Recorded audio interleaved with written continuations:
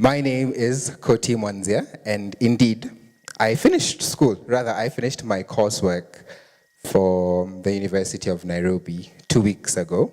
And right now, the position that I am at is actively seeking for an internship in a company that will be able to absorb me when I graduate in December. So the first thing that comes to your mind is, why does a 21-year-old, I'm actually turning 22 on Tuesday, yeah? So happy birthday to me.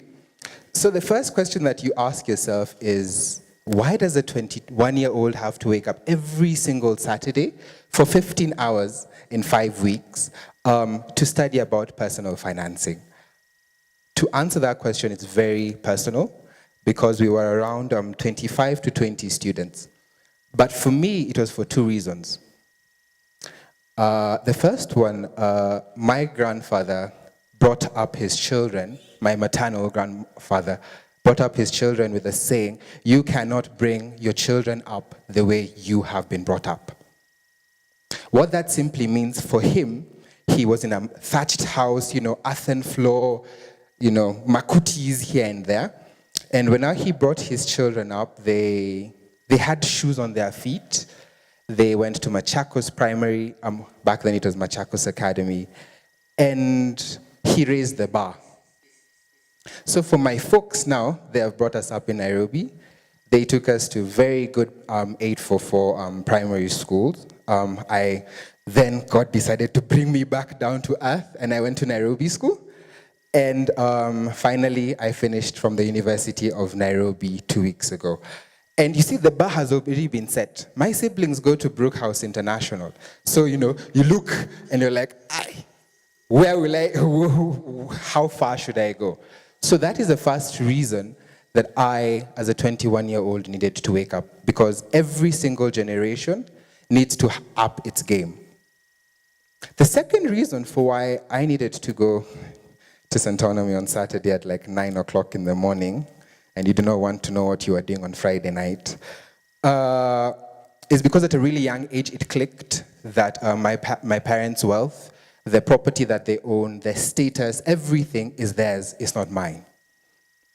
And that notion of, I have to wait for mom and dad to pass away and you inherit.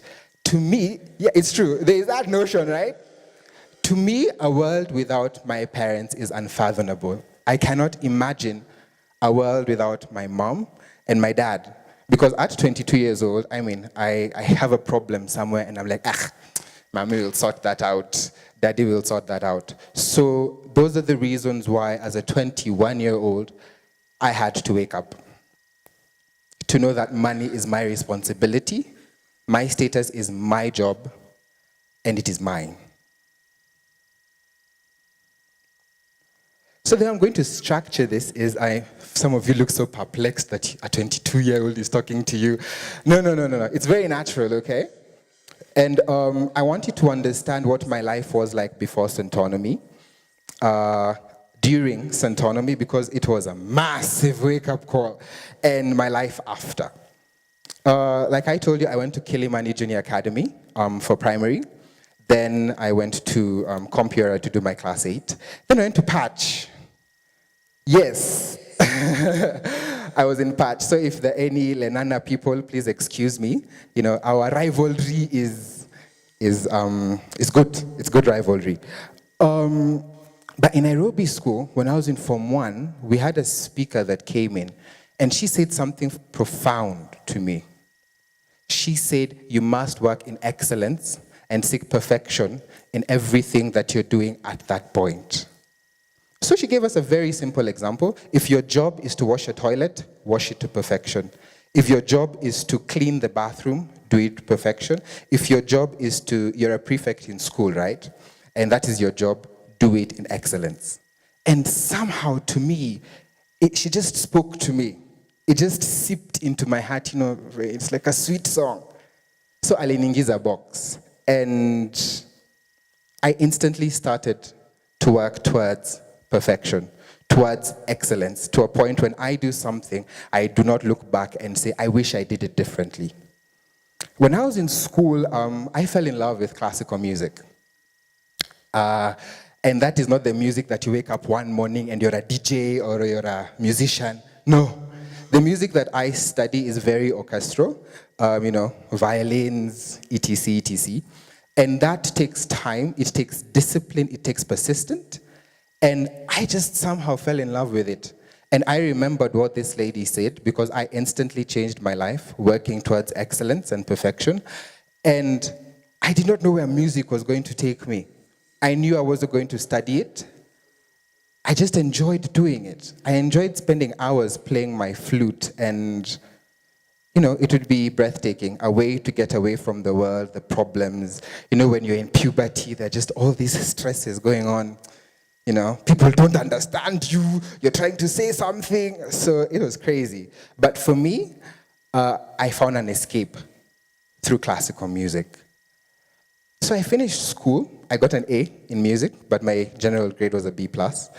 And I finished school on the November, I think it was 11th of November 2012. And somehow 2011.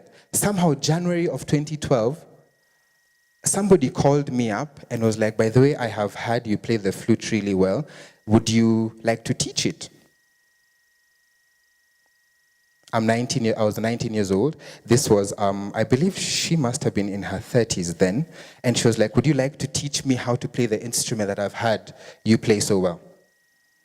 Slowly but surely, from January to February to March, I started earning my income at the age of 19 years old. And I joined the University of Nairobi to pursue finance, commerce. And so I was doing two things. I was in school and I was working. So message to every single 20-year-old, that part of your CV that says work experience, I have just told you how to fill it. Going to school and working part-time, it doesn't matter whether it's voluntary. Because, as 20-year-olds, we get so damn confused about, oh my gosh, that work experience issue. So there is a secret I have just given you. Going to school and working. Like she said, you'd have to sacrifice sleep, Friday night, Saturday night, because you're working, right? So that is how you create work experience when you're in university. I would eat 3 meals a day at Java.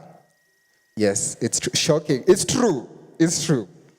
I would take a break. If you want to know the best food to eat at what time and how your stomach is feeling, please look for me. I will tell you. I used to go to school by taxi. I had the best BlackBerry in town. This is not my iPad. I'm not an Apple user. This is my brother's. Just a disclaimer. And I had the latest phone. I had the best clothes. People in school couldn't keep up with me, Bana. It was effort. And it was, and them understanding that this dude, first and foremost, is working. His parents do not finance him, so of course it used to make me very mysterious to people, and so you can only imagine where that would go.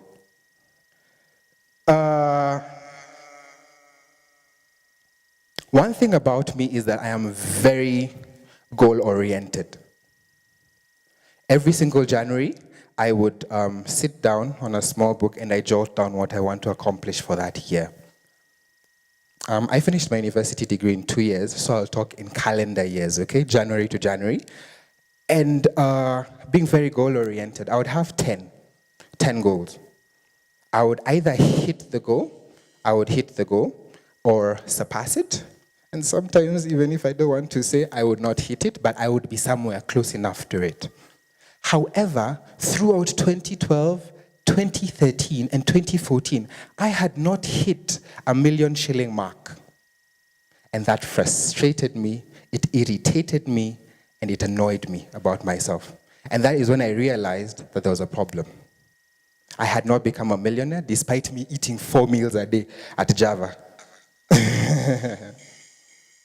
So December of 2014, my cousin Melody Bisieri, I hope she's somewhere in the crowd, she called me up and said, I'm going to send you YouTube links. Caroline Mutuku is talking about Centonomy. And you guys know Caroline Mutuku and her way with words. And she engaged at me box instantly. There was also a first season of Centonomy Campus Edition. And her name was Mudhoni. It must have been Mudhoni. I don't recall too well. But yes, they engaged at me box. And like I told you, January of 2015, this year, I had put that as a goal to go through Centonomy Campus Edition. I was seated somewhere in the terrace, somewhere there. So if you're seated on that seat, it is sanctified. That you are going to go through it, okay? So I was very enthusiastic about Centonomy because I realized that this is something that I needed. And I would not swallow my pride and say, I need it. But it's true, I needed that pill. So the first lesson, I checked in. Actually, I got in a week early. And as it's Centonomy 101, definitely not Campus Edition. Definitely. Because, you're looking at the crowd, and they're talking about mortgages, children, CG bills. I'm like, Jesus!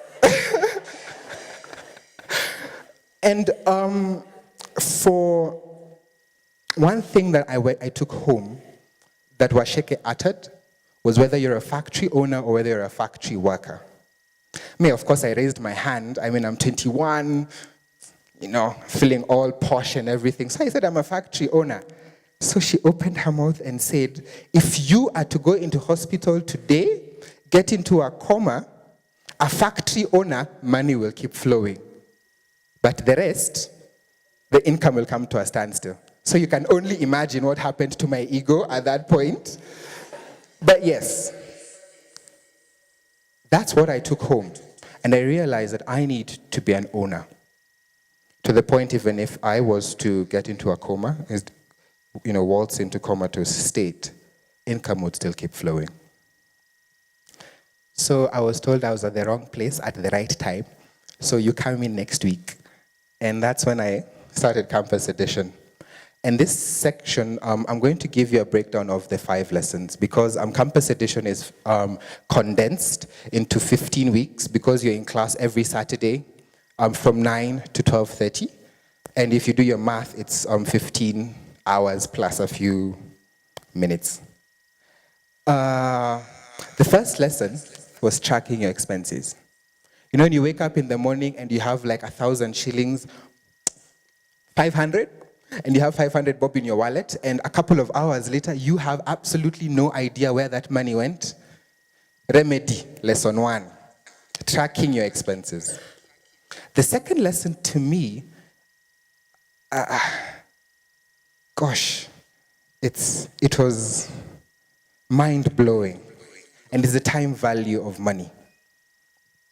Just give me a minute, I will go into commerce jargon.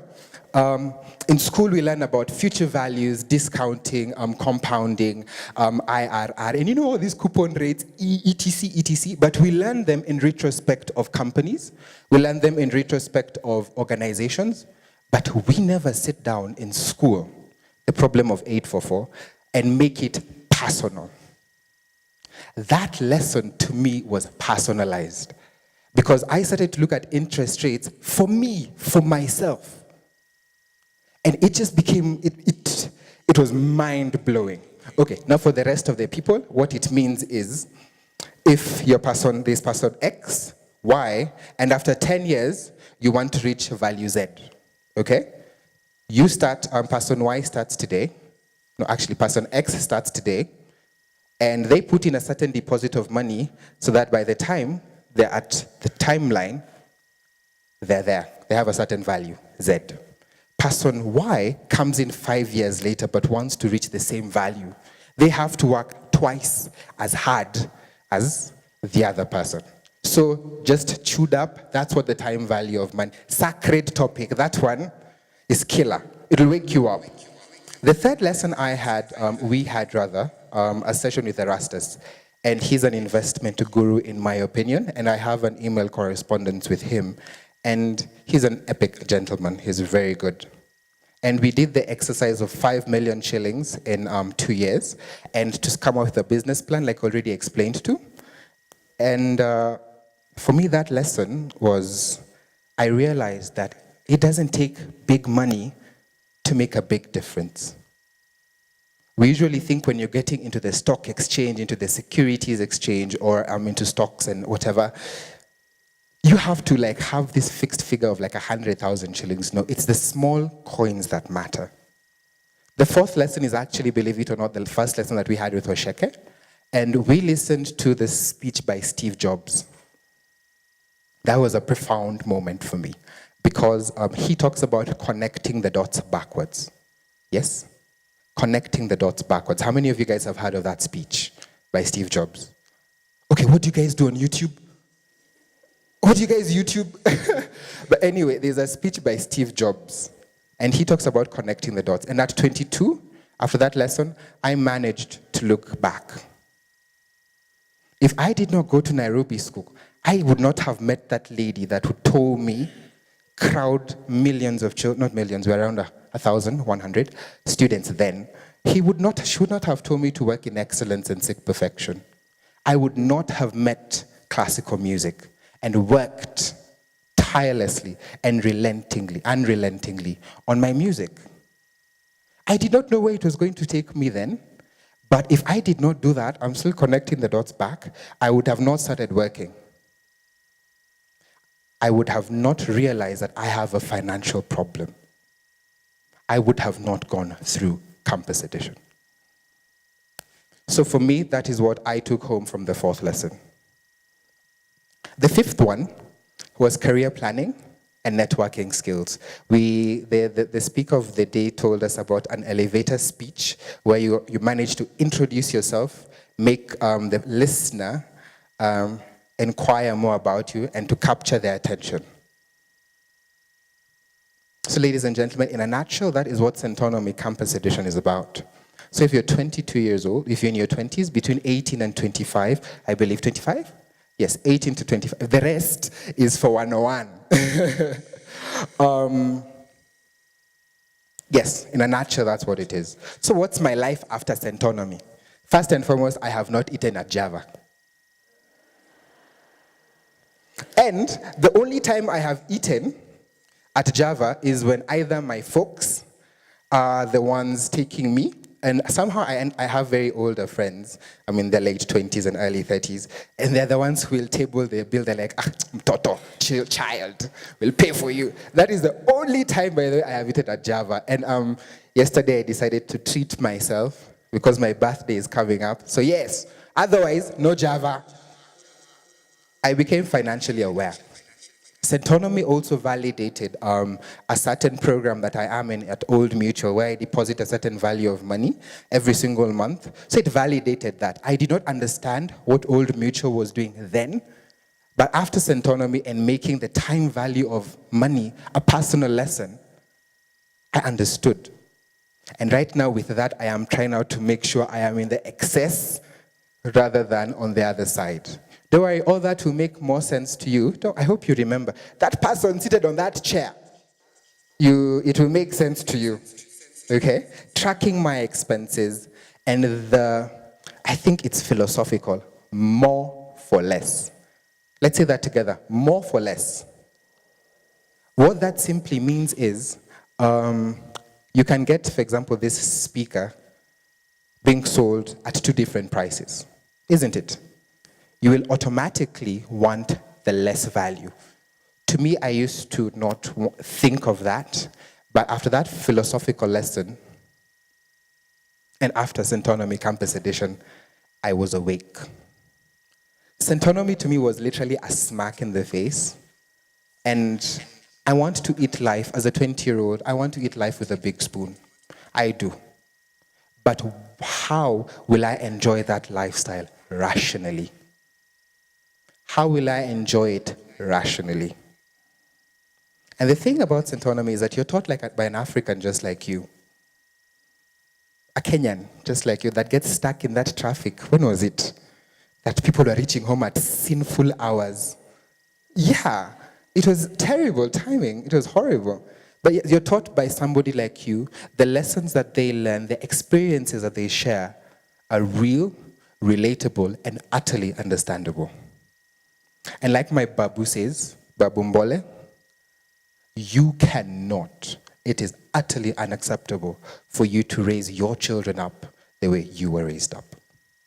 So ladies and gentlemen, my name is Koti Mwanzia, and welcome to Centonomy.